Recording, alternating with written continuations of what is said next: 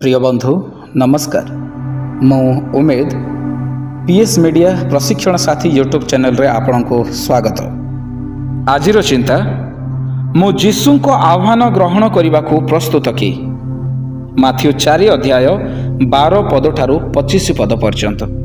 आजिर असार जगत रे मनुष्य धन सम्मान और क्षमता पछरे केवल धावमान, तेणु ईश्वर को आह्वान को शुणा एवं ग्रहण करने पश्चातपद होउछंती।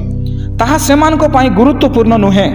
जोहन डुबक कारारुद्ध हेबा परे जीसु नाजरित परित्याग करी गालिली को प्रस्थान कले।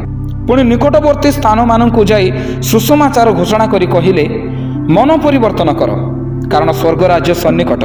भाववादी जिसायंक उक्ति प्रमाणे अंधकारवासी लोके महाआलोक देखिले आ मृत्यु छाया स्थित लोकंक उपरे आलोक उदित हैला।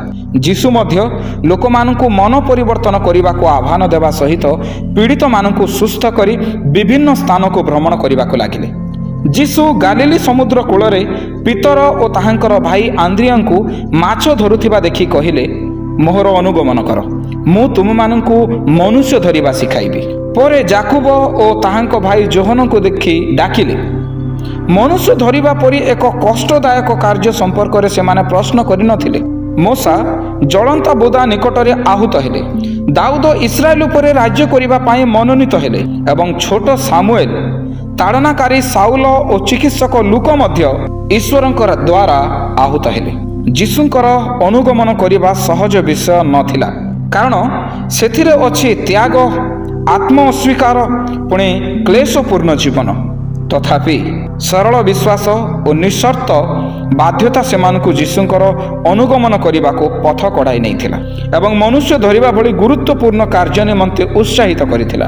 परवर्ती समय रे सेमाना सफल मनुष्यधारी होई मुक्ति पथर वार्तावाहक होइथिले। प्रभुंकर सेवा कार्य आह्वानमूलक और तृप्तिजनक, तेणु तांको आह्वानर बाध्य हेबाकू जत्नवान हेउ। आसंतु आमाने एक छोट प्रार्थना करिबा। प्रभु, तुम्भ आह्वानर बाध्य होई तदनुजाई कार्य करने को मते साहाय्य कर। जीसुंक नाम रे प्रार्थना मागु अछि, आमेन।